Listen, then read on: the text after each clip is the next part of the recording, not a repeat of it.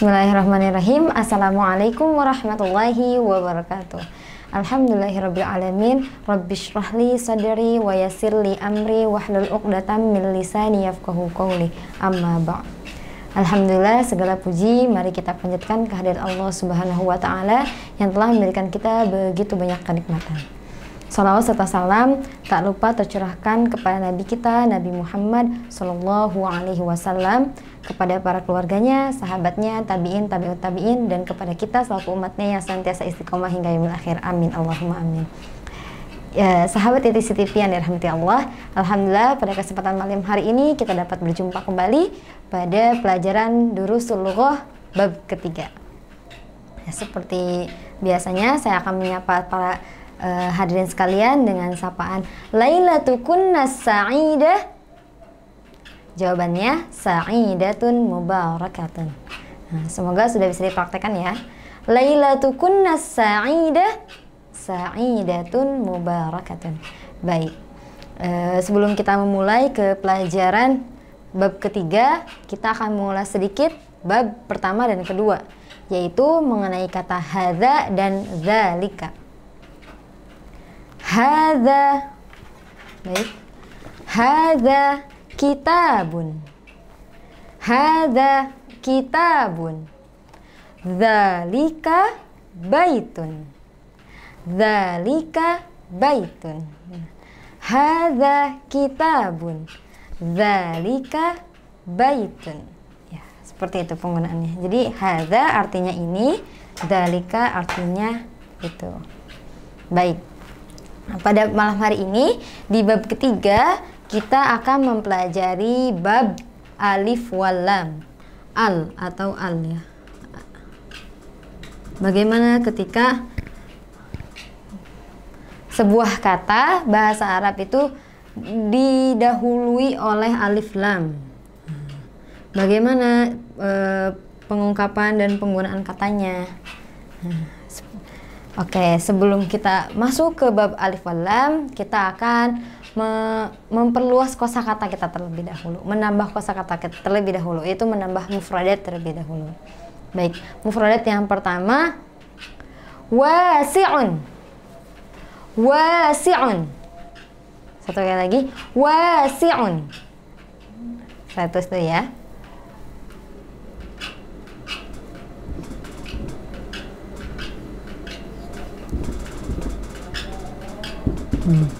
Wasi'un. Nah, pada malam hari ini kita akan menambah mufradat kita bukan benda bentuknya, tapi kata sifat. Nah, di sini wasi'un. Wasi'un apa artinya? Wasi'un itu luas. Terjemahnya luas. Nah, wasi'un. Oke. Yang kedua, wasikhun. Wasikhun. Wasikhun. Terdengar mirip ya. Yang pertama wasi'un, yang kedua wasikhun.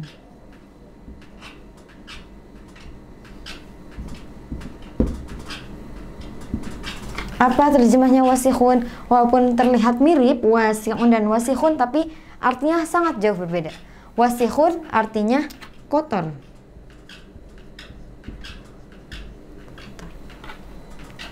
Nah, baik, kita mufradat yang ketiga yaitu nazifun.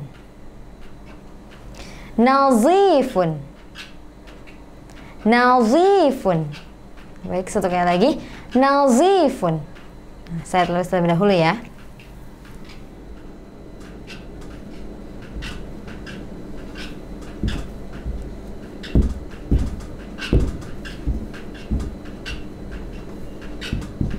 Nah, nazifun itu terjemahnya adalah didu atau antonim dari kata kotor, yaitu bersih.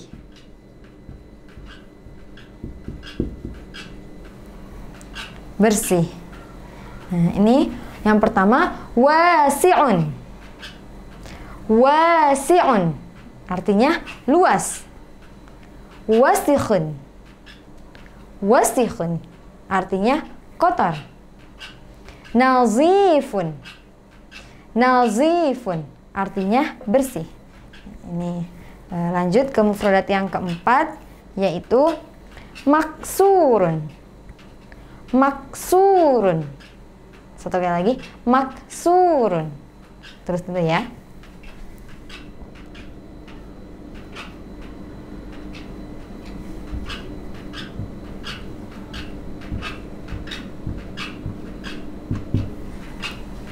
Maksurun artinya itu patah atau pecah bisa.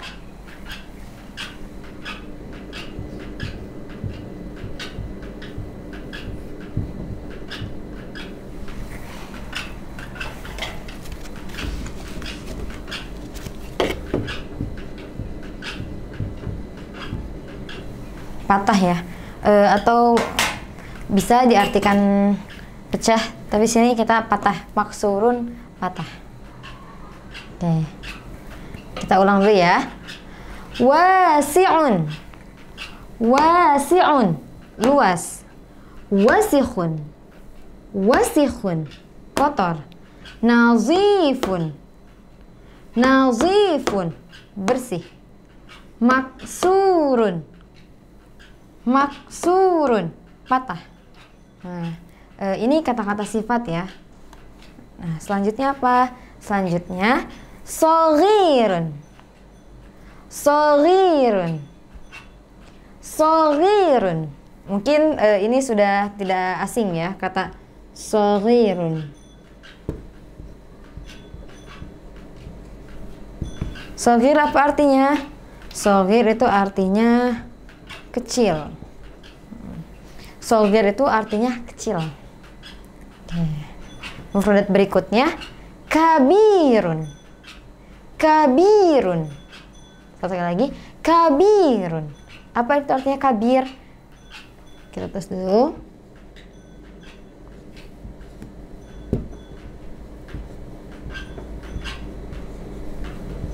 Kabir itu antonim dari shaghir. Dan ini juga sering didengar. Kabirun, berarti kalau di dunia itu besar. Nah, ini kata-kata sifat. Semuanya ini berbentuk kata sifat ya, bukan kata benda. Karena luas, kotor, bersih, patah, kecil, besar, ini kata-kata sifat. Nah, kita ulang ya dari awal supaya mudah diingat dan pelafalannya juga bisa benar gitu. Wasi'un, wasi'un, wasikhun, wasikhun, nazifun, nazifun. Berikutnya maksurun, maksurun, shaghirun, shaghirun, kabirun, kabirun. Nah, Masya Allah, kita menambah 6 kosakata baru, 6 mufradat mengenai kata sifat. Karena kemarin 2 pertemuan yang lalu kita belajar tentang benda-benda, dan sekarang belajar tentang kata sifat. Ini ada 6 mufradat baru, diingatkan kembali. Jangan lupa supaya ilmunya tetap terikat, boleh ditulis terlebih dahulu. Baik. Mari kita lanjut ke pembahasan di bab ketiga ini mengenai al.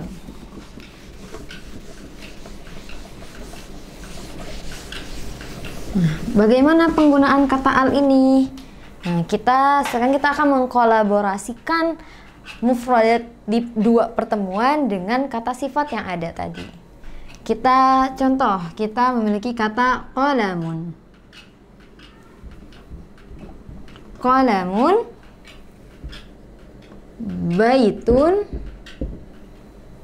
masjidun,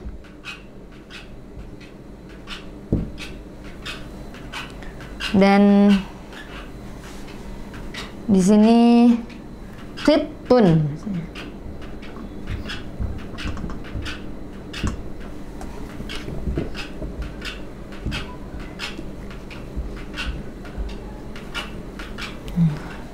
Kita punya 4 kata ini. Ini kan sudah ya, sudah dipelajari terjemahnya. Jika lupa, boleh diulang-ulang kembali video sebelumnya. Nah, bagaimana penggunaan kata alif lam? Nah, ketika al masuk ke dalam kata ke dalam kata qalamun, bagaimana bunyinya? Seperti ini di sini. Al qalamu. Al qalamu. Al qalamu. Apa perbedaannya? Perbedaannya itu berada di sini, di ujung, di harokat terakhirnya, di ujung, di harokat akhir dalam sebuah kata. Ketika ada alif lam, tidak boleh tanwin, atau dalam istilah bahasa Arab mamnu'. Mamnu' itu dilarang, dilarang keras ada tanwin. Ketika masuk alif lam ke dalam sebuah kata, itu akhir katanya tidak boleh berharokat tanwin. Ini mamnu ya, jadi emang tidak boleh. Tidak boleh katanya jadi al-qalamun. Itu nggak boleh, itu menyalahi kaidah. Nah, jadi ketika ada alif lam masuk ke dalam satu kata bahasa Arab, harokat tanwin di harokat akhir, yaitu harokat akhir itu ketika berbentuk tanwin dirubah menjadi harokat biasa. Seperti ini. Ini qalamun. Nah, ini kan dhammah tain. Nah, berarti tidak boleh tanwin nih, menjadi dhammah saja. Al-qalamu. Begitupun ketika dia man misalnya. Man, berarti al-qalama. Min, masuk alif lam, al-qalami. Seperti itu. Jadi tanwin manapun ketika ada alif lam itu harus berubah menjadi tidak boleh tanwin. Nah, al-qalamu, al-qalama, al-qalami. Kedua, kita kasih contoh lagi. Baitun. Nah, ketika masuk alif lam jadi seperti apa bunyinya? Al-baitu. Tadi ya, mamnu minat tanwin. Ini asalnya baitun. Jadi al-baitu. Al-baitu, al-baita, al-baiti sama. Selanjutnya masjidun, al-masjidu.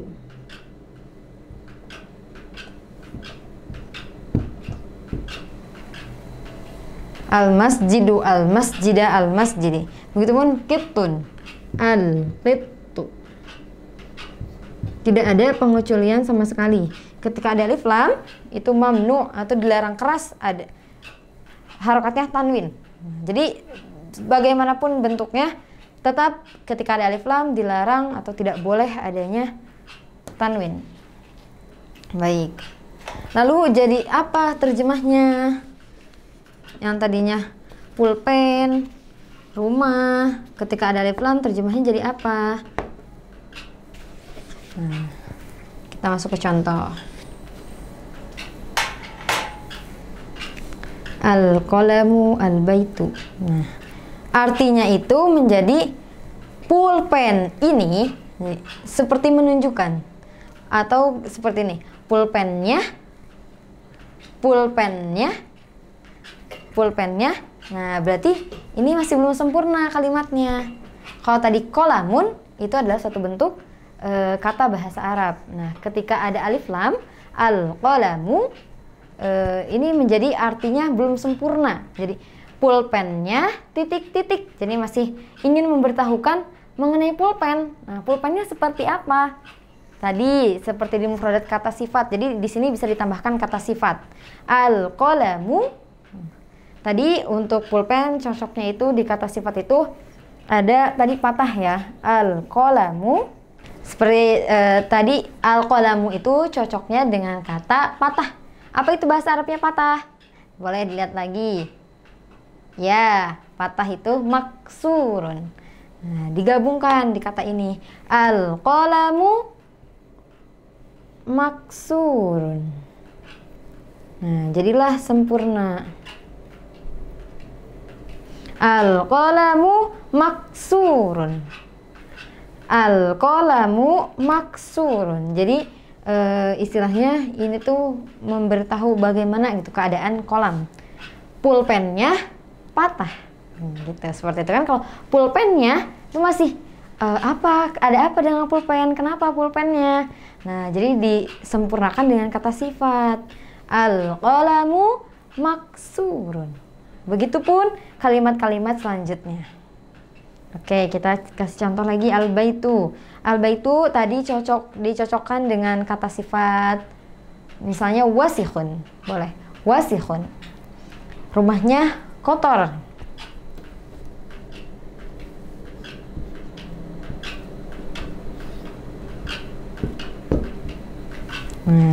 Al-baitu wasikhun.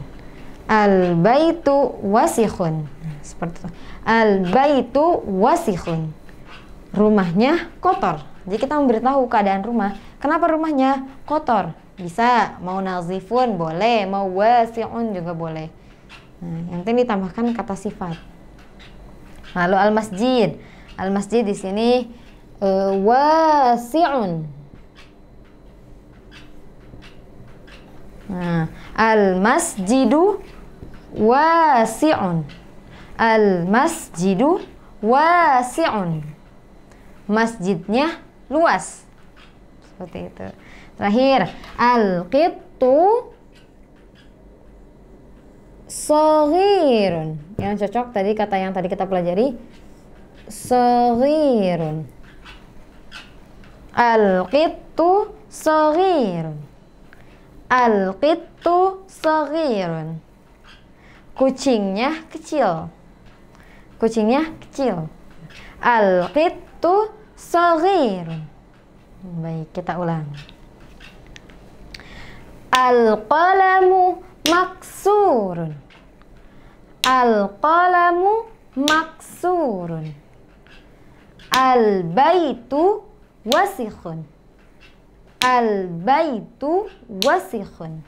Selanjutnya, al-masjidu wasi'un.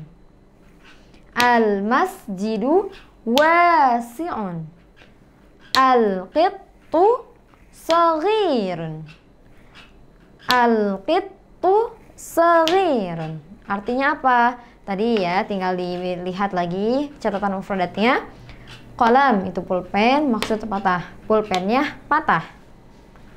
Rumahnya wasikhun apa artinya? Ya, kotor. Al-masjidu wasi'un. Al-masjid apa? Masjid ya. Masjid wasi'un apa artinya? Ya, betul. Luas.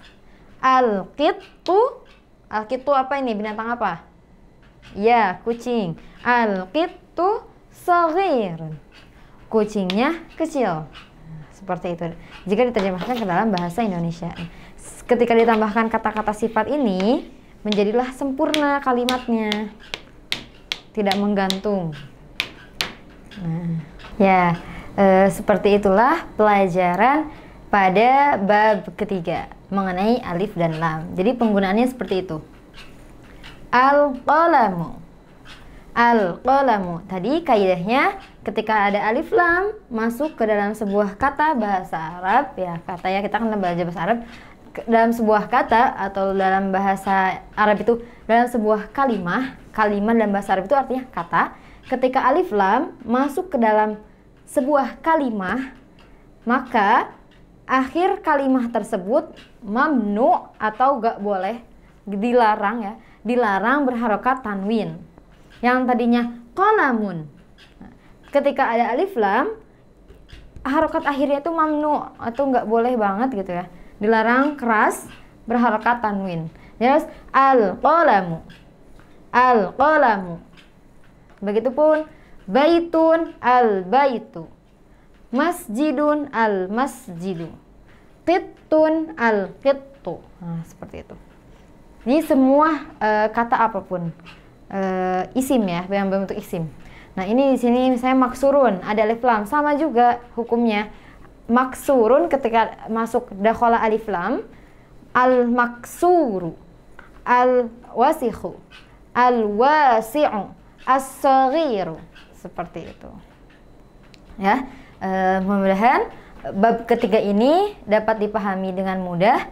Karena tadi kuncinya itu ketika ada alif lam masuk ke dalam sebuah kalimah atau kata dalam bahasa Arab, maka mamnu dari tanwin atau dilarang berharokat tanwin. Akhir katanya itu dilarang berharokat tanwin.